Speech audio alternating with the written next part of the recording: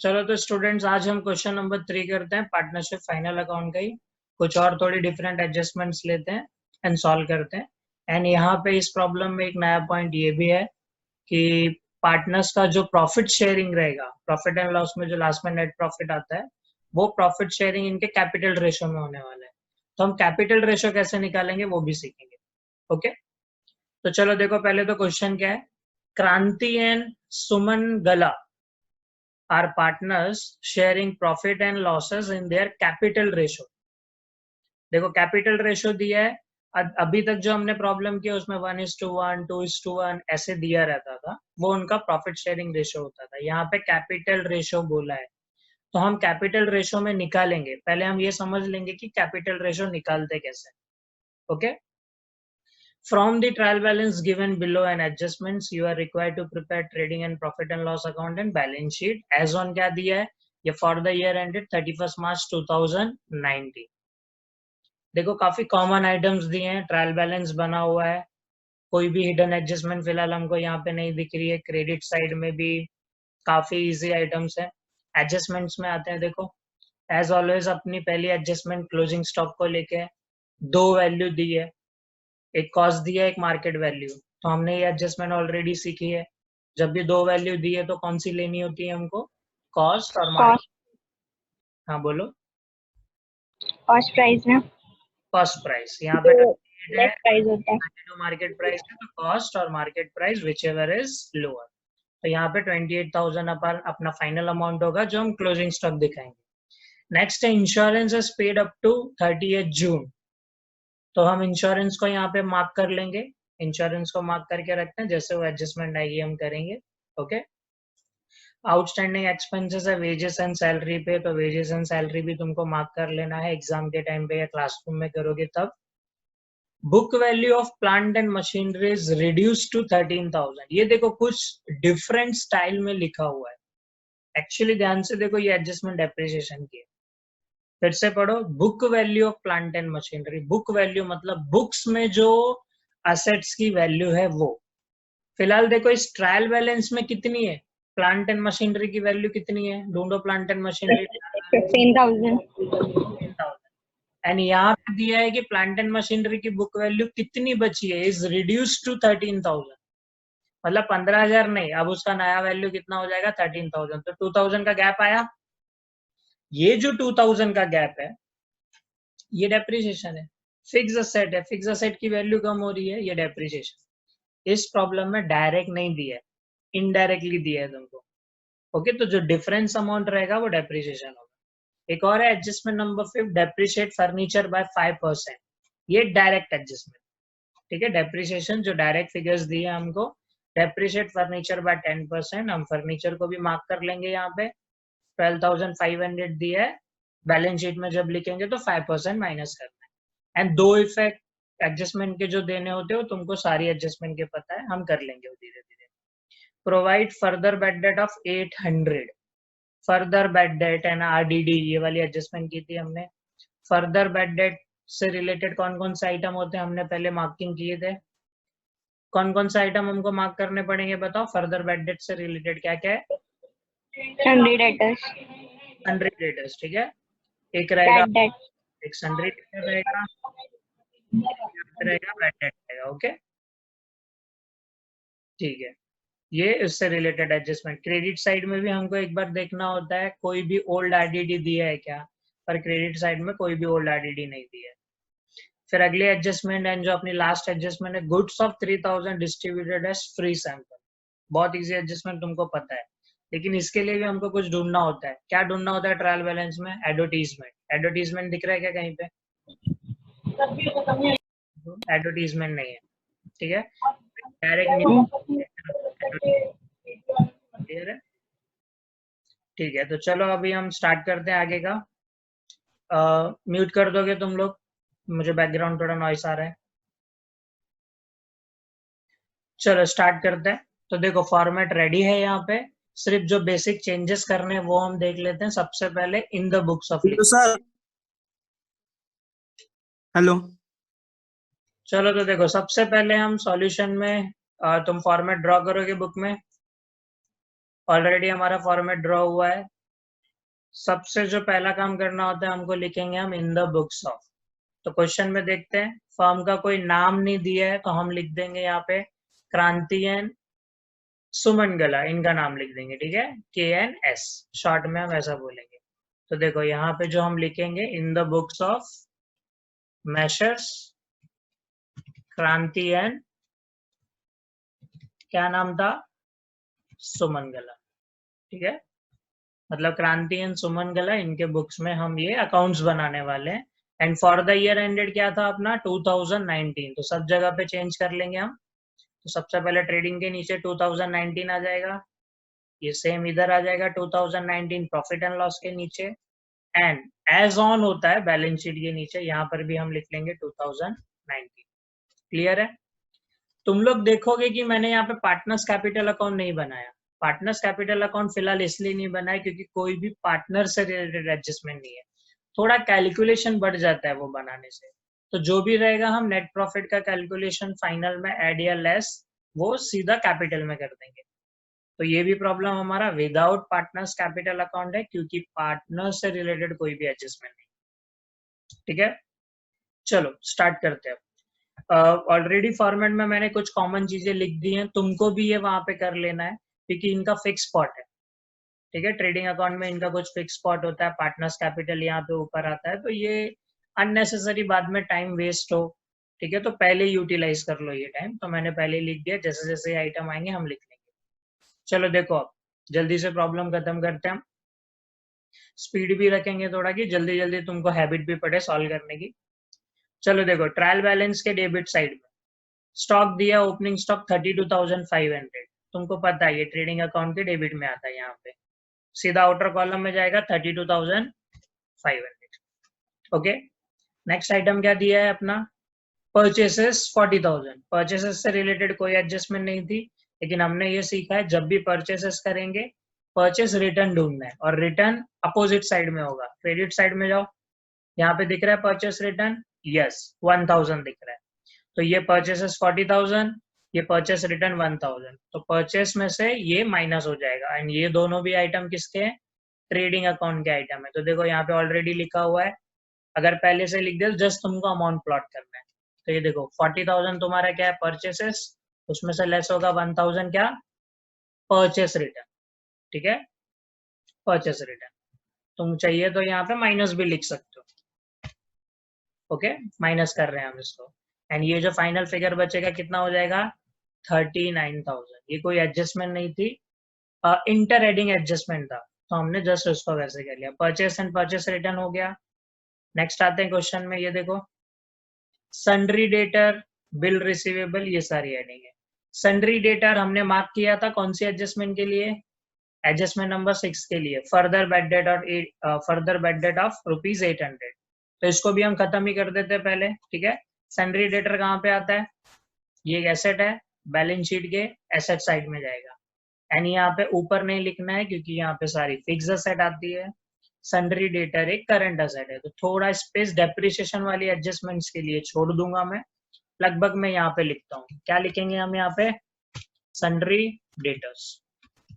ठीक है, कितना था सन्ड्री डेटर अपना, ये देखो 1 लाख रुपीज, एंड इस 1 लाख में से ये 800 रुपए माइनस करना है आपको। तो ये देखो सन्ड्री डेटर यहाँ पे आ जाएगा अपना 1 लाख रुपीज। ओके, और हमको लिखना क्या होता है यहाँ पे, लेस, वो क्या था, फर्दर बैड डेट्स। ठीक है, ये अपना फर्दर बैड डेट था। चलो देखो, तो फर्दर बैड डेट कितना था, ये 800 रुपीज, तो 800 रुपीज हम माइनस कर लेंगे, एक अंडरलाइन कर दो इसके नीचे।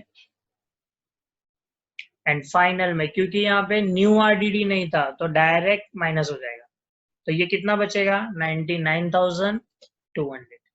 1 लाख में से 800 माइनस होगा 99,200।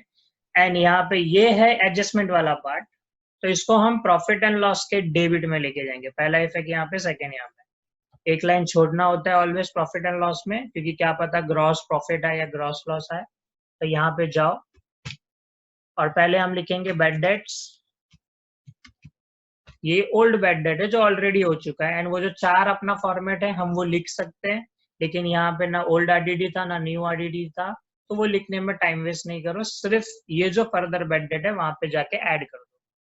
ठीक है, तो ये तुमको ऐड कर देना है फर्दर बैड डेट। ओके, तो पहले हम बैड डेट ढूंढ लेते हैं क्वेश्चन में। डेटर्स था, डेटर से रिलेटेड था, ये देखो बैड डेट यहाँ पे दिख रहा है, ये कितना है 500 रुपीज। ये 500 है, मतलब ये वो बैड डेट है जो ऑलरेडी पहले हो चुका है, कंफर्म है, एंड ये 31 मार्च को हुआ है 800 रुपए। तो उस 500 में ये 800 हम ऐड कर देंगे। ये 500 लिखा, यहाँ पे 800 लिखा, ऐड करना है तो कुछ प्लस का सिंबल नहीं देने की जरूरत है, एंड ये है यहाँ पे आ जाएगा तुम्हारा 1300। समझा, लॉस में लॉस ऐड हो गया, एंड हमारा डेटर 1 लाख रुपीज से कितना कम हो गया, 800 रुपीज कम हो गया। यहाँ पर भी एक अंडरलाइन कर दोगे तुम लोग नीचे। ठीक है, थोड़ा प्रोफेशनली जाना है। तो बैड डेट वाली भी एडजस्टमेंट हो गई। ठीक है, एडजस्टमेंट नंबर 6 हमारी हो चुकी है। क्वेश्चन पेपर जब तुम्हारे हाथ में रहेगा तो वहां पे उसको कट कर दिया करो, ताकि पता चले कि कौन कौन सी एडजस्टमेंट बची हुई है। नेक्स्ट क्वेश्चन में देखो, बिल रिसीवेबल, कोई एडजस्टमेंट नहीं थी, डायरेक्ट पोस्ट कर देंगे। बिल रिसीवेबल 8500, ये कहाँ पे जाएगा, बैलेंस शीट के एसेट साइड में, और ये भी एक करंट एसेट है, फिक्स एसेट नहीं है, तो जस्ट हम इसके नीचे लिख सकते हैं बिल्स रिसीवेबल। ठीक है, बिल रिसीवेबल, एंड इसका अमाउंट था 8500। 8500 सीधा आउटर कॉलम, क्योंकि कोई एडजस्टमेंट नहीं। अब नेक्स्ट आएंगे हम किस पे, वेजेस। वेजेस के लिए पहले देख लो यहाँ पे कोई एडजस्टमेंट है क्या, यस, एडजस्टमेंट नंबर 3 है, 800 रुपए। ठीक है, तो वेजेस एंड सैलरी दोनों एक ही एडजस्टमेंट का पार्ट है, हम साथ में इसको सॉल्व कर लेंगे। तो वेजेस 3000 रुपीज ऑलरेडी पेड है, एंड अभी भी 800 रुपए देना बाकी है, तो वेजेस जो आउटस्टैंडिंग होगा, कोई भी एक्सपेंसेस आउटस्टैंडिंग होगा ऐड हो जाएगा। तो हम जाते हैं कहाँ पे, वेजेस फैक्ट्री का आइटम है, एक डायरेक्ट एक्सपेंसेस है, परचेसेस के जस्ट नीचे तुम लिख दोगे।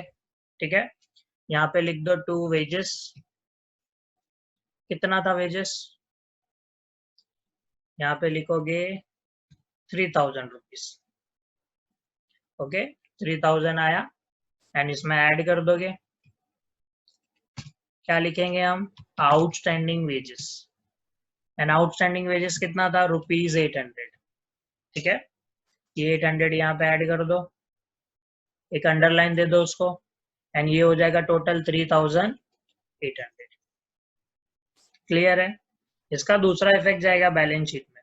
तो हम बैलेंस शीट में जाते हैं, पार्टनर्स के लिए एटलीस्ट 5-6 लाइन हम छोड़ देंगे यहाँ पे, थोड़ा नीचे जाके हम लिखते हैं, यहाँ पे लिख सकते हैं हम outstanding expenses.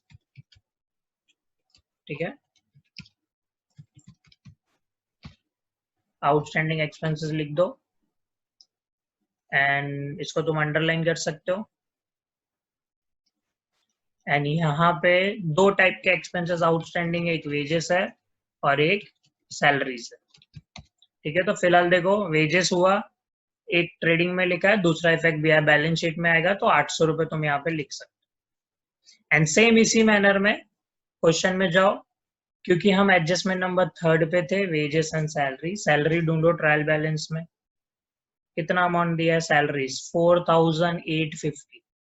4850 is already paid, and what is the outstanding amount, ₹700। तो ये 700 उसमें ऐड हो जाएगा। सैलरी एक इनडायरेक्ट आइटम है, तो इसके लिए हम प्रॉफिट एंड लॉस में जाएंगे, तो बैड डेट के नीचे हम लिख देते हैं सैलरीज, कितना अमाउंट था, याद होगा अगर तुमको तो 4850। ठीक है, एंड इस 4850 में हमको ऐड कर देना है, हर आउटस्टैंडिंग क्या होता है, ऐड हो जाता है, हम लिख देंगे आउटस्टैंडिंग सैलरीज। कितना आउटस्टैंडिंग था, 700 आई थिंक आउटस्टैंडिंग था, एक बार कंफर्म कर लेते हैं, यस, सैलरी 700 आउटस्टैंडिंग था, तो ये 700 भी यहाँ पे ऐड हो गया, इसको भी एक अंडरलाइन दे दो। ठीक है,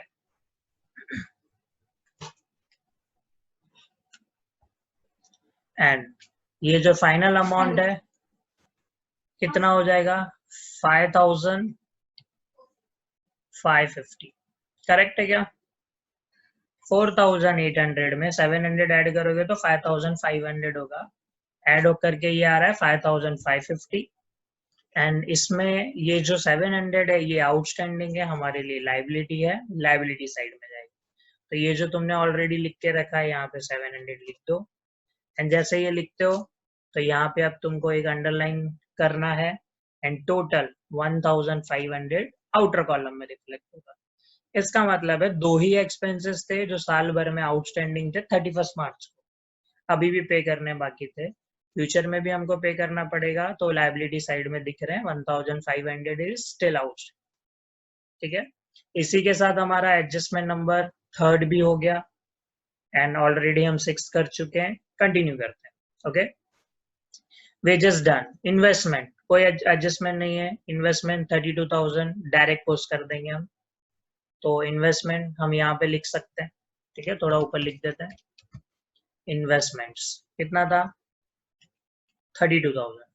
ओके, इन्वेस्टमेंट 32। एक बार अमाउंट जरूर कंफर्म कर लिया करो, अदरवाइज सब कुछ आते हुए भी रॉन्ग अमाउंट लिख दिया तो टैली नहीं होगा। नेक्स्ट है पोस्टेज एंड इंश्योरेंस, तो पोस्टेज विदाउट एडजस्टमेंट वाला आइटम है, इसको भी लिख देते हैं, ये जाता है प्रॉफिट एंड लॉस में। पोस्टेज 2700, तो हम यहाँ पे जाएंगे, लिख देंगे यहाँ पे 2 पोस्टेज एंड कितना था postage 2700, 2700 done, direct outer column.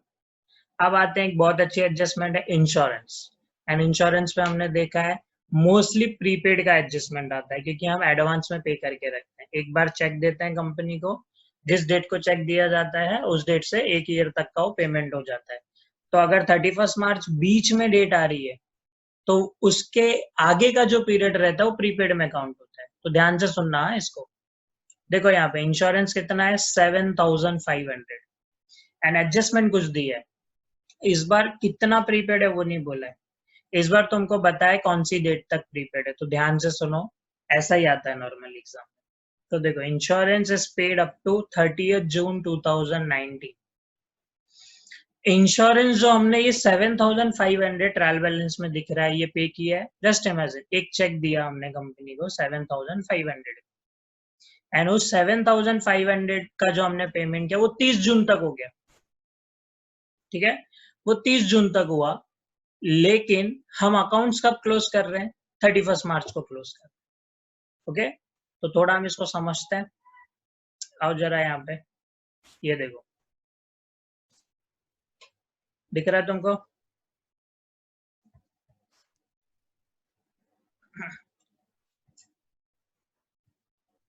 अब देखो यहाँ पे हमारा जो अकाउंट स्टार्ट हुआ, देखो जस्ट इमेजिन,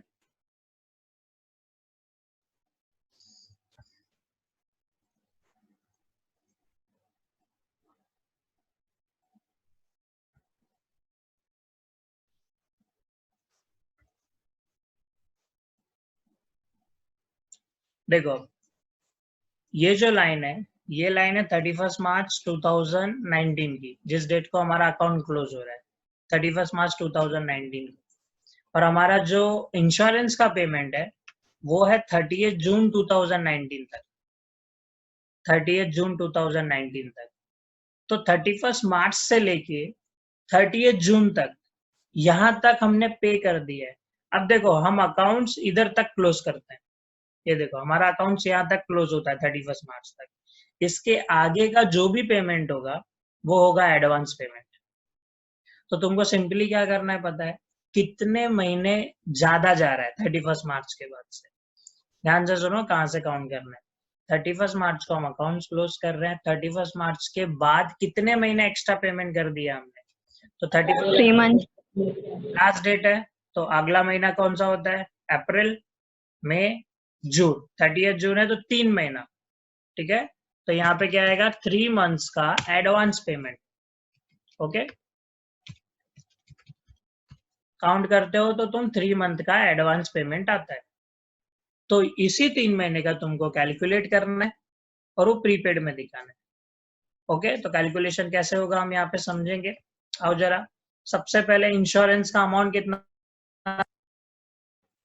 ये देखो इंश्योरेंस का अमाउंट था 7,500। ओके, तो ये देखो इंश्योरेंस के लिए तुम पहले इसमें जाओ, प्रॉफिट एंड लॉस में, यहाँ पे लिखो टू इंश्योरेंस, इनर कॉलम में लिखेंगे हम 7,500। एंड क्योंकि प्रीपेड है तो प्रीपेड को हमको क्या करना होता है, लेस करना होता है।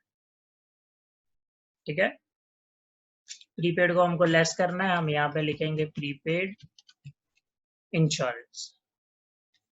ठीक है, प्रीपेड इंश्योरेंस लिख देंगे। अब ध्यान से सुनो एग्जैक्टली क्या करना है, उसके नीचे मैं कैलकुलेशन लिख रहा हूँ। 7,500 लिखो इंटू 7,500 इंटू कितने महीने का एडवांस पेमेंट है वो लिखो, वो जो हमने कैलकुलेट किया ना 3 महीने का एडवांस पेमेंट, वो ऊपर लिखो। एंड नीचे, क्योंकि इंश्योरेंस 1 साल तक का पे होता है, कभी भी एनुअल पेमेंट करते हैं नॉर्मली। ठीक है, तो 12 महीने तक का पेमेंट हम कर चुके थे, तो 7,500 12 महीने का पेमेंट था, तो तुमको क्या करना है 7,500 इंटू 3/12, बस इतना करना है। एंड इसको तुम सॉल्व करोगे तुम्हारा आंसर आ जाएगा। तो तुमको क्या करना है, 3 से 12 को डिवाइड करोगे तो आएगा 4 से तुम 7,500 को डिवाइड करोगे तो तुम्हारा कुछ आंसर आएगा। कैलकुलेट करो जरा। सर 2250 आ रहा है। 2250 आ रहा है, सब लोग निकालो जरा। 2250 2250 आ रहा है ना, पक्का? ठीक है, एक और तरीके से कर सकते हो जैसा हम क्लास में करते हैं। ये देखो बाजू में तुमको दिखाई देगा 7,500 के बाजू में लिख दो 12 मंथ। ठीक है, ये 12 मंथ है। अगर 12 महीने का 7,500 है तो 6 मंथ का कितना होगा, इसका हाफ कर सकते हो, तो इसका हाफ करोगे तो कितना होगा, चेक करते हो तुमने सही किया है कि नहीं किया है। 500 का हाफ कितना होता है, 250। 250 का हाफ कितना होता है, 3,500। 3,500 3,750 प्लस 250 तो कितना हो जाएगा 3,750। और इसका भी हाफ करो जरा, 3,750 का भी हाफ। 3,000 का हाफ कितना होता है, 1500 1500। और 750 का हाफ कितना होता है, 375।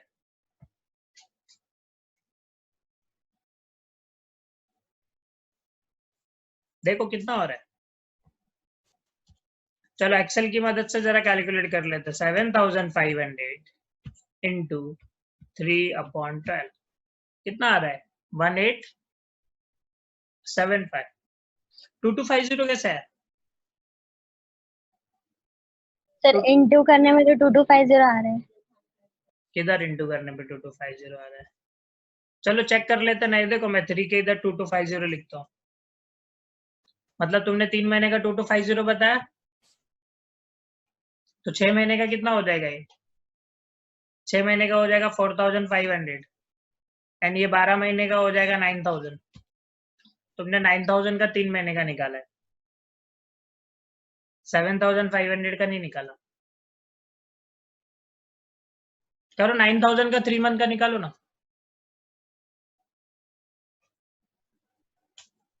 9,000 का निकालो 3 मंथ का।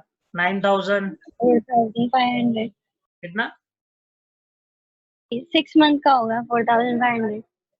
और 3 मंथ का निकालो, 3 मंथ का।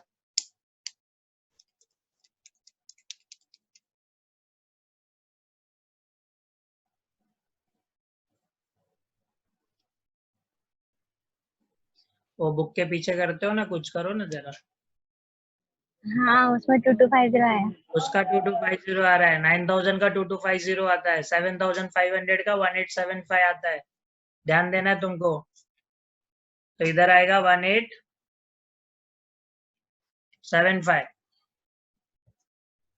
ध्यान से करो कैलकुलेशन, हाँ सब सही होगा, कैलकुलेशन नहीं आएगा तो गलत हो जाएगा। एंड 7,500 में से इसको माइनस करोगे तो 5625, 5625 रुपीज। ये फर्स्ट इफेक्ट। सेकेंड इफेक्ट कहाँ पे आता है प्रीपेड इंश्योरेंस का? असेट। एसेट में। प्रीपेड इंश्योरेंस कितना? 1875। 75।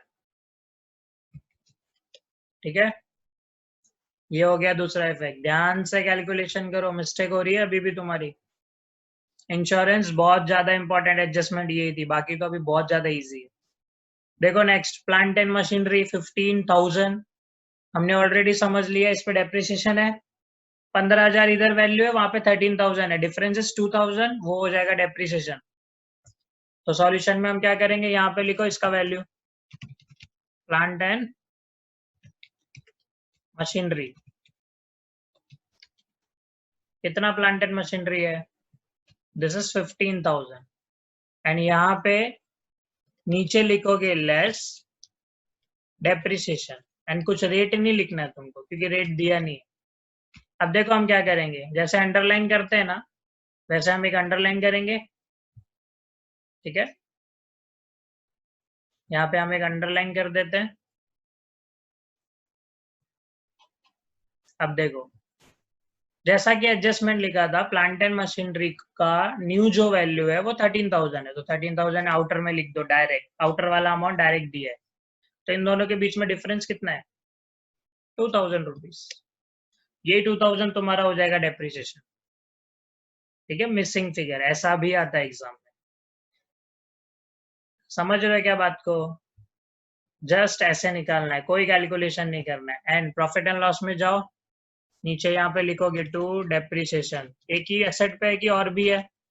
एक और पर है, तो हम फिलहाल यहाँ पे लिख देंगे प्लांट एंड मशीनरी। ठीक है, कितना डेप्रिसिएशन था? 2,000 रुपीज। एक इफेक्ट। दूसरा इफेक्ट बैलेंस शीट में दिख रहा है कि यहाँ पे दिख रहा है? ठीक है, एंड क्योंकि हमने फोर्थ किया अभी, उससे रिलेटेड है फिफ्थ भी, फर्नीचर वाला, वो भी कर लेते हैं।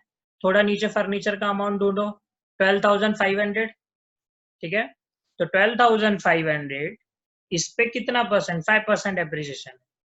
तो ये देखो सॉल्यूशन में आओ, यहाँ पे हम जरा लिख देंगे, फर्नीचर लिखो, कितना था ये? 12,500। ओके, एंड इसमें से तुमको लेस करना है। अभी हम क्या लिखेंगे? Depreciation at the rate 5%। Okay, तो बताओ 5% कितना होगा? पहले 10% निकालो इसका, 1250 का 10%, 12,500 का 10%, एक जीरो कम। ओके, ये देखो 12,500 का 10% कितना होगा? 6,250। 10% 1250 होगा, 5% कितना होगा?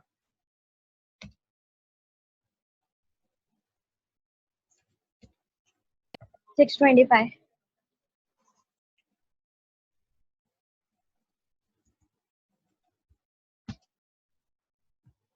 अबे 250 कैसे? Yes sir. 625 सही है क्या? यस सर, हाँ सही है। 625 सॉरी, मैंने 6025 लिख दिया था, 625। हाँ ओके, सही है सर। चलो ध्यान दो, तो 625 तुम्हारा डेप्रिसिएशन हो जाएगा। हम यहाँ पे लिखेंगे 625, एक अंडरलाइन करो। यानी यहाँ पे जो फाइनल आंसर बचेगा तुम्हारा कितना होगा बताओ? 12,500 में से 625 माइनस करके, पहले 500 माइनस कर दो तो 12,000 बचेगा, और ऊपर का 125 माइनस करो तो 875 बचेगा। 11,875 चेक करो राइट है क्या? 11,875। 12,500 में से 625 माइनस करो, सभी को करना है। एंड ये 625 डेप्रिसिएशन यहाँ पे आ जाएगा। इन दोनों का भी टोटल करोगे तुम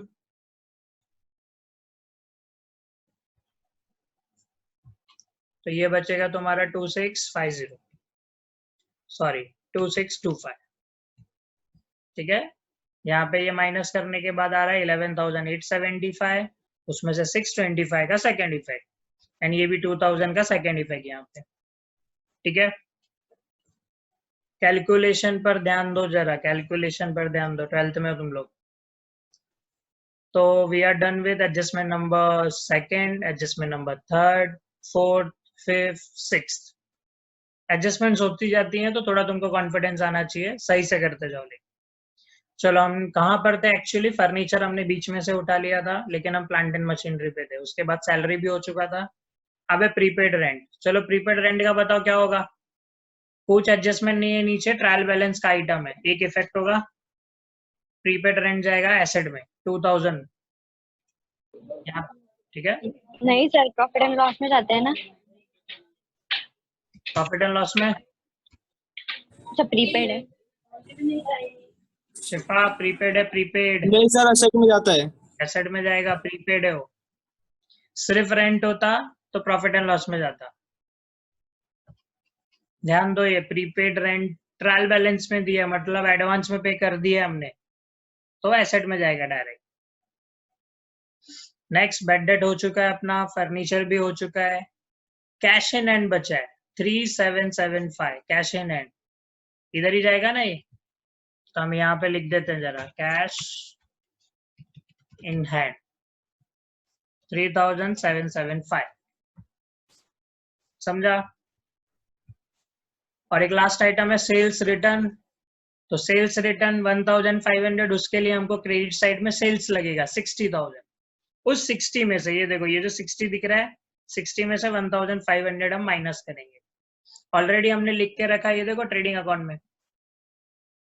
तो हम यहाँ पे जाएंगे, लिखेंगे 60,000, यानी 60,000 में से 1500 माइनस कर देंगे, एंड जो नेट फिगर आएगा अपना कितना आएगा, 58,500। इसका कुछ सेकंड इफेक्ट देना है क्या, नहीं देना है, एडजस्टमेंट नहीं था, दोनों ट्रायल बैलेंस के आइटम थे। नेक्स्ट, डेबिट साइड पूरा हो चुका है। क्रेडिट साइड में आओ, देखो कैपिटल अकाउंट लिखा है, कैपिटल अकाउंट। तो कैपिटल अकाउंट को हम ओपनिंग बैलेंसेस करके लिखेंगे, थोड़े थोड़े गैप पे लिख देंगे। इसका है 1,20,000 एंड सुमनगला का है 40,000। तो हम पार्टनर्स कैपिटल में जाएंगे, यहाँ पे लिख देंगे, पहला कौन है, क्रांति, ठीक है। क्रांति का नाम लिखेंगे, एंड क्रांति के नाम के नीचे तुम ऐसा लिख सकते हो, ओपनिंग कैपिटल इनर कॉलम में 1,20,000, एंड 2-3 लाइन छोड़ के जितने में नेट प्रॉफिट आ जाए, क्योंकि ड्राइंग भी नहीं था क्वेश्चन में। एंड यहाँ पे तुम लिख दो, क्रांति के बाद कौन था, सुमनगला, ठीक है। इनको तुम अंडरलाइन कर सकते हो, ठीक है। अब सुमनगला के भी नीचे मैं लिख दूंगा ओपनिंग कैपिटल। इसका ओपनिंग कैपिटल कितना था, 40,000, ठीक है। तो ये देखो दोनों का कैपिटल हमने वहां पे लिख दिया। सेल्स ऑलरेडी हो गया था। Sundry creditors and bills payable दोनों डायरेक्ट आइटम है जो लायबिलिटी साइड में जाते हैं, एक है 30,000, एक है 15,000। तो हम दोनों को इसी के जस्ट थोड़ा नीचे लिख देंगे, यहाँ पे सन्ड्री क्रेडिटर्स, ये था अपना 30,000, एंड यहाँ पे था ये बिल्स पेबल, कितना था बिल्स पेबल, 15,000। ओके, सॉरी मैं इनको बाहर क्यों लिख रहा हूँ, ये जाएगा सीधा आउटर कॉलम में। तो हमको यहाँ पे नहीं लिखना है, ये आउटर कॉलम में लिखेंगे 30,000, एंड ये हो जाएगा 15,000, ठीक है। चलो स्टूडेंट्स जरा रीज्वाइन करो, सेम आईडी पासवर्ड रहेगा क्योंकि मीटिंग एक्सपायर हो रहा है। कंटिन्यू करते हैं इसको, रीज्वाइन करो फास्ट।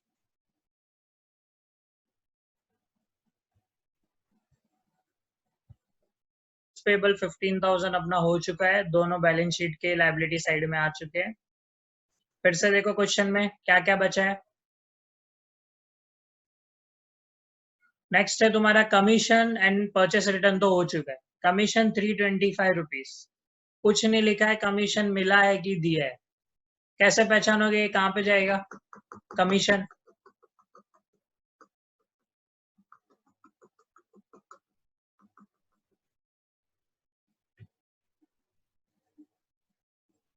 कमीशन ट्रायल बैलेंस के क्रेडिट साइड में दिया है, मतलब ये इनकम है। कमीशन एक इनकम होगा या तो एक्सपेंसेस होगा, अगर ये डेबिट साइड में दिया है तो एक्सपेंस है, क्रेडिट में दिया है तो इनकम है। ये 325 रुपीज हम लिख देंगे प्रॉफिट एंड लॉस के क्रेडिट साइड में बाय कमीशन। ओके, 325 रुपीज एक ही इनकम का आइटम था, वो भी प्रॉफिट एंड लॉस के क्रेडिट साइड में हमने लिख दिया। अब क्योंकि ट्रायल बैलेंस के सारे आइटम हो गए, एक बार ध्यान से तुमको चेक कर लेना है कि कुछ रह तो नहीं गया आगे पीछे करते टाइम। ओके, एंड अगर कंफर्म कर लेते हो चुका है सब, तो तुमको एडजस्टमेंट में जाना है। देखो कौन सी एडजस्टमेंट बाकी रह गई है। एक तो अपनी एडजस्टमेंट नंबर फर्स्ट, 7 का क्या हुआ अब है? सर 7 का रह गया है। हाँ, वो एडजस्टमेंट में ही हमारे, ठीक है। एडजस्टमेंट नंबर फर्स्ट बाकी है क्लोजिंग स्टॉक की, एंड एडजस्टमेंट नंबर 7 बाकी है। तो हम 7 करते हैं पहले। गुड्स 3000 रुपीज का हमने फ्री में डिस्ट्रीब्यूट किया। फ्री में डिस्ट्रीब्यूट करना मतलब हमारा स्टॉक खाली हो जाता है, ठीक है, कंपनी में से स्टॉक बाहर जा रहा है, और एडवर्टीजमेंट के नाम पे हम फ्री में डिस्ट्रीब्यूट करते हैं। तो इसके दो इफेक्ट तुमको पता है काफी अच्छे तरीके से। ट्रेडिंग अकाउंट के हम क्रेडिट साइड में जाएंगे, यहाँ पे लिखेंगे क्या, by goods distributed as free sample, ठीक है। फ्री सैंपल में बांटा, कितने के गुड्स हमने बांट दिए हैं, व्हाट इज द अमाउंट, 3000। तो ये 3000 को हम यहाँ पे लिखेंगे डायरेक्ट आउटर कॉलम में। एंड क्योंकि ट्रायल बैलेंस में कोई भी एडवर्टीजमेंट का ऑलरेडी हेडिंग नहीं था, तो हम एक नया हेडिंग क्रिएट करेंगे। तो प्रॉफिट एंड लॉस के डेबिट में जाएंगे, यहाँ पे एक नया हेडिंग क्रिएट कर दो तुम, एडवर्टीजमेंट, ठीक है। 3000 का हमने एडवर्टीजमेंट कर दिया। क्या किया था एग्जैक्टली, गुड्स डिस्ट्रीब्यूट कर दिए थे फ्री में टू एडवर्टीजमेंट 3000 रुपीज। पहला इफेक्ट ट्रेडिंग के क्रेडिट में, दूसरा प्रॉफिट एंड लॉस के डेबिट में। अब एक हमारी लास्ट एडजस्टमेंट बाकी है, क्लोजिंग स्टॉक। वो भी उसमें दो वैल्यू है, कॉस्ट प्राइस और मार्केट वैल्यू। रूल बोलता है कि दोनों में से जो कम वैल्यू हो हम उस पर उसको वैल्यू कर देंगे, मतलब वही अमाउंट बैलेंस शीट में लिखेंगे। तो 28,000 एंड 32,000 में से विच वन इज लोअर, 28,000। तो हम 28,000 ही दोनों जगह पे लिखेंगे। तुमको पता है अच्छे तरीके से क्लोजिंग स्टॉक कहाँ पे आता है, एक आता है ट्रेडिंग अकाउंट में, ठीक है। तो हम यहाँ पे लिख देंगे बाय क्लोजिंग स्टॉक, क्या था final amount, 28,000। And closing stock का दूसरा इफेक्ट जाएगा बैलेंस शीट के एसेट में, यहाँ पर भी हम लिख देंगे क्लोजिंग स्टॉक 28,000। क्लियर है? आई थिंक सब हो चुका है। ध्यान से एक बार देख लो, कुछ बाकी रह गया है। एक बस लास्ट चीज बाकी है कि क्रांति एंड सुमंगला, इसका जो प्रॉफिट शेयरिंग रेशो है वो कैपिटल रेशो में, वो हम समझेंगे एग्जैक्टली कैसे निकालना है। कैपिटल रेशो दिया नहीं है, निकालना है। ओके, तो सब चीजें हो चुकी हैं। चलो तो पहले वही कर लेते हैं, पीएसआर के समय हमको बहुत हेल्पफुल होगा। ओके, तो तुमको सबसे पहले क्या करना है, ये जो फॉर्मेट बनाया है बैलेंस शीट के नीचे एक वर्किंग नोट बनाना है। हम वर्किंग नोट में आएंगे एंड वर्किंग नोट में लिखेंगे computation of profit sharing ratio. हम इन दोनों का प्रॉफिट शेयरिंग रेशो निकालते हैं। यानी रेशो कैसे निकालेंगे, देखो पहले क्रांति का नाम लिखो, फिर बाद में सुमन का नाम लिखो, ठीक है। क्रांति का कैपिटल कितना था बताओ। अभी रेशो निकालने के लिए तुमको एग्जैक्टली ऐसे लिखना है, देखो के और एस करके लिखो, जैसा रेशो दिया रहता ना वैसे ही लिखो। के का कैपिटल कितना था बताओ, ये देखो ऊपर लिखा है के मतलब क्रांति का कैपिटल था 120, सुमन का कैपिटल था 40। ओके, तो हम यहाँ पे लिखेंगे जैसा दिया है, 120 लिख दो, एंड सुमन का कैपिटल कितना था 40,000, 120 एंड 40,000। अब पहली बात ये देखो 40,000 से 120 पूरा पूरा कैंसिल हो सकता है क्या? अगर पूरा कैंसिल होता है तो बहुत अच्छी बात है, अदरवाइज और भी मेथड है। तुम्हारा मैथ्स अच्छा है तो तुमको क्लियरली समझ जाएगा। 40,000 का 3 टाइम्स है 1,20,000। 40,000 का 3 टाइम है ना, तो जो अपना रेशो होगा वो कैसा होगा एग्जैक्टली? एक शॉर्टकट पे ऐसा भी कर सकते हो तुम लोग, जितने जीरोस कॉमन है ना वो जीरोस कैंसिल कर दो दोनों में। ये देखो यहाँ पर भी 4 जीरो है एंड यहाँ पर भी कितना है 4 जीरो। तो मैं अगले लाइन पे उसको करता हूँ। ठीक है, ये देखो 1,20,000 एंड 40, 4 जीरो कॉमन है तो चारों जीरो हटा दो,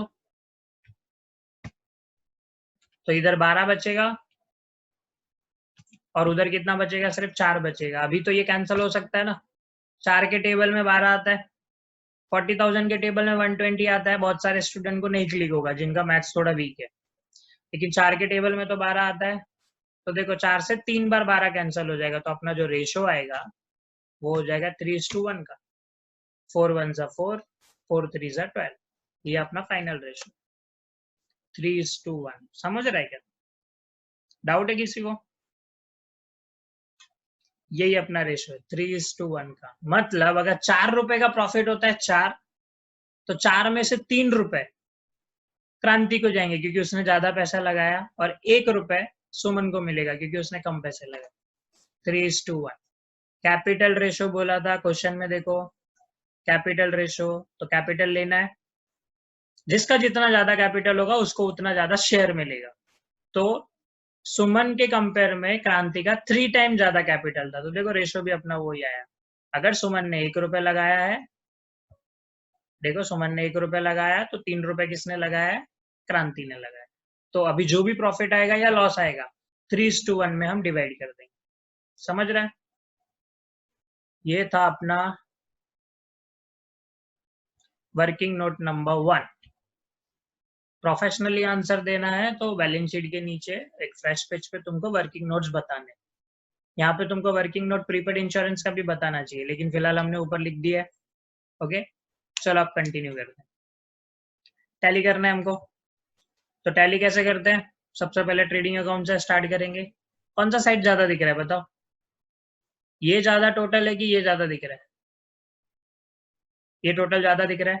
ओके, एंड यहाँ पे फॉर्मूला लगा है एक्चुअली, तो देखो फॉर्मूला लगाने से डायरेक्ट आगे है, तो हम एक बार फिर से टोटल ही कर लेंगे। सबका टोटल तुमको लास्ट पेज पे जाके करना है। कितना आ रहा है टोटल? 89,500। ये 89,500 इसका अमाउंट है, ये सेम अमाउंट इधर पे आएगा 89,500। 89,500, 89,500 डेबिट साइड में। अब इस 89,500 में से ऊपर का सब डेबिट साइड के आइटम्स का टोटल माइनस हो जाएगा। 89,500 में से टोटल क्या हो जाएगा? माइनस हो जाएगा। तो इसको जरा डिफरेंट कलर ही दे देते हैं हम, ताकि तुमको समझे।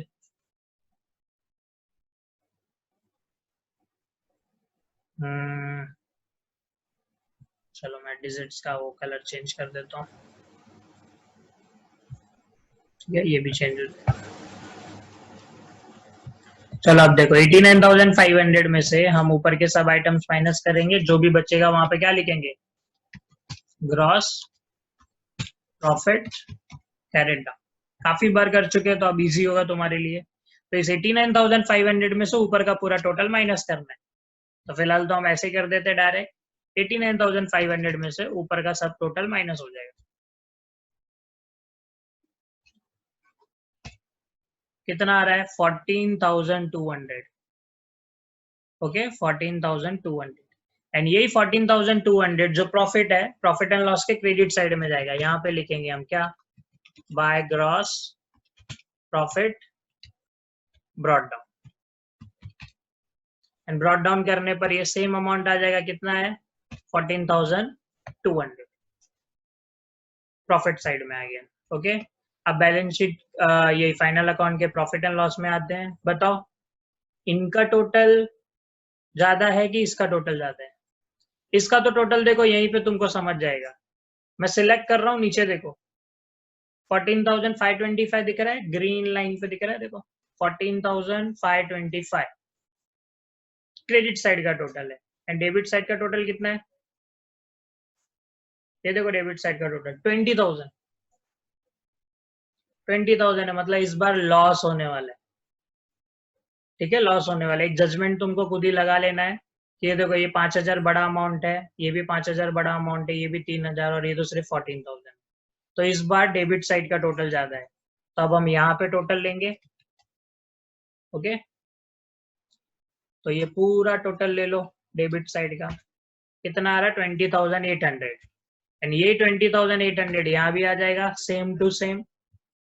एंड इस 20,800 में से ऊपर का टोटल माइनस होगा क्रेडिट साइड का, मतलब लॉस ज्यादा होने वाला है इस बार, एक्सपेंसेस इनकम के कंपेयर में ज्यादा है।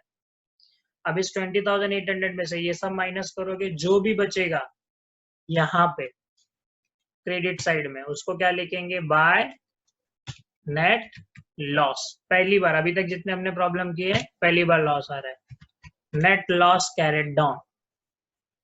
ओके, तो पहले नेट लॉस निकाल लेते हैं, 2 लाइन छोड़ देंगे लगभग, हम 2 लाइन के बाद निकालते हैं, चलो 2-3 लाइन छोड़ के। तो यहाँ पे हम माइनस कर लेते हैं 20,800 में से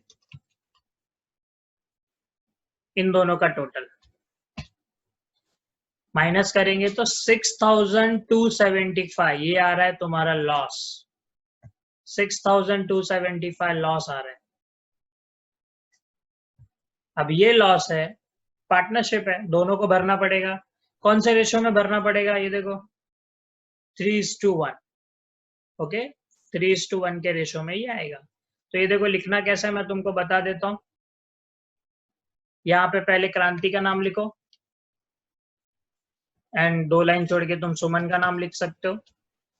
चलो अगले लाइन पे हम लिख देते हैं सुमन गला। ओके, तो ये देखो क्रांति के बाजू में पहले हम लिखेंगे 6,275 में से क्रांति कितना लेगी, 3/4।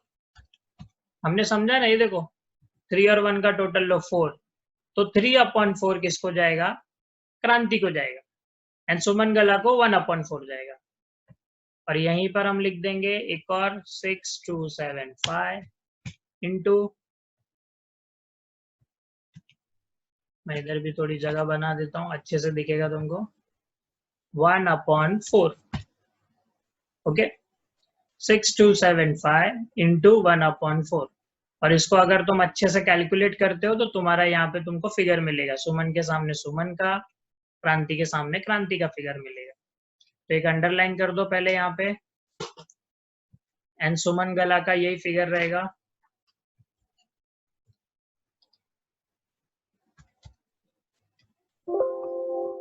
चलो फिर से हम कर लेते हैं 6,275, इधर गया है, देखो हमको वैसे ही करना है 6,275 इंटू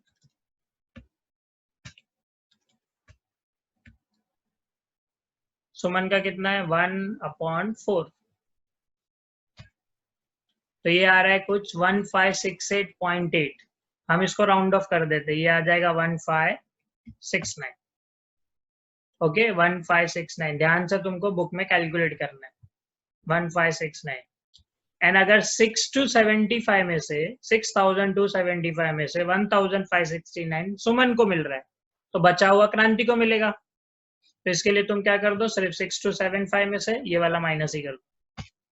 तो ये देखो 4,706, तो 4,706 क्रांति का है एंड सुमन का 1569 है।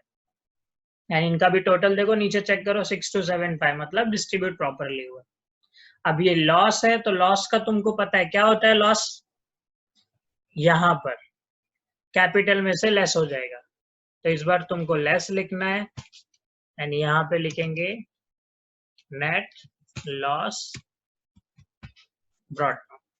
ओके, नेट लॉस, क्रांति का नेट लॉस कितना है 4,706, एंड यही जो सेम हेडिंग है ये इधर भी आएगी सुमन गला के भी लिए, लेकिन सुमन गला का अमाउंट कितना रहेगा 1,569, यहाँ पर भी ये रहेगा 1,569।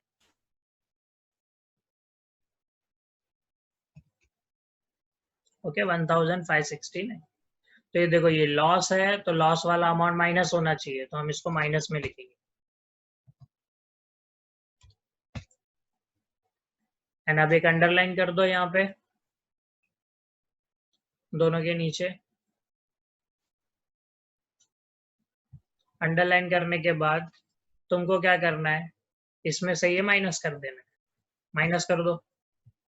तो माइनस करने के बाद कितना आ रहा है, 1,15,295। एंड यहाँ पर भी इसमें से ये माइनस कर दो, ये आया 38,431। अब अगर हमने सब सही किया रहेगा और क्वेश्चन में भी सारे अमाउंट राइट होंगे तो ये टैली हो जाना चाहिए। सबसे पहले हम कौन सा टोटल करते हैं, एसेट साइड का टोटल करना होता है। ओके, एसेट साइड का टोटल करो जिसके चांसेस है कि वो मोस्टली राइट होता है। तो चलो अब हम यहाँ पे टोटल ही कर लेते हैं। क्लोजिंग स्टॉक से लेके एक एक अमाउंट तुम प्रॉपरली मैच करोगे। एंड बैलेंस शीट का फिलहाल जो टोटल आ रहा है एसेट साइड का वो है 2,02,225 रुपीज। ओके, एंड हम लाइबिलिटी साइड का भी जरा चेक कर लेते हैं कितना टोटल है। ध्यान से तुमको करना है, वहां पर एक एक टोटल लेते हुए जाओ। चलो 2,02,225 रुपीज लाइबिलिटी साइड का भी टोटल है। मतलब हमने जो कुछ भी किया सही था, कहीं पर भी कोई मिस्टेक नहीं थी, एंड इवन क्वेश्चन में भी कोई मिस्टेक नहीं थी। तो फिर से समझा एक और प्रॉब्लम की कैसे किया हमने। क्वेश्चन में से एक एक आइटम्स हमने उठा के प्रॉपर जगह पे लिखे, एडजस्टमेंट्स का भी इफेक्ट दिया, हर एडजस्टमेंट के 2 इफेक्ट देने नहीं भूले। थोड़े कैलकुलेशन कुछ कॉम्प्लिकेटेड थे, वो कैलकुलेशन तुमको बुक में बहुत अच्छे से करना है, यहाँ पर तो काफी इजी लग रहा है। एंड वो जो कैपिटल रेशो निकालना था वो ध्यान से देखो, ठीक है। ये किसका था, क्रांति का था, एंड ये था सुमन का। तो कंफ्यूज मत होना, क्रांति का 1,20,000, सुमन का 40,000, एंड इनका रेशो ऐसे निकालना है। समझ रहा है, इस रेशो को हमने यहाँ पे यूज किया प्रॉफिट एंड लॉस के। क्लियर है, कुछ डाउट है तुमको, समझ रहा है क्या अच्छे से। ये प्रॉब्लम अभी मैं तुमको भेजूंगा, बिना देखे सॉल्व करना है। वीडियो अपलोड बाद में होगा, पर क्वेश्चन मैं पहले ही भेज दूंगा, तुमको बिना देखे खुद से एक बार सॉल्व करना है, क्योंकि समझ चुके हो ना यहाँ पे। रिप्लाई करो, अभी आवाज नहीं आ रही तुम्हारी। हाँ सर। ठीक है शिफा, यस सर। अब है तुम सबसे मुझे सम सॉल्व चाहिए। Yes sir. ठीक है, समझ रहा है फाइनल अकाउंट। लगता है कि एग्जाम में कर लोगे, 12th बोर्ड में कर लोगे। हाँ कर लेंगे सर। करना है तुमको, हाँ बहुत अच्छे से करना है।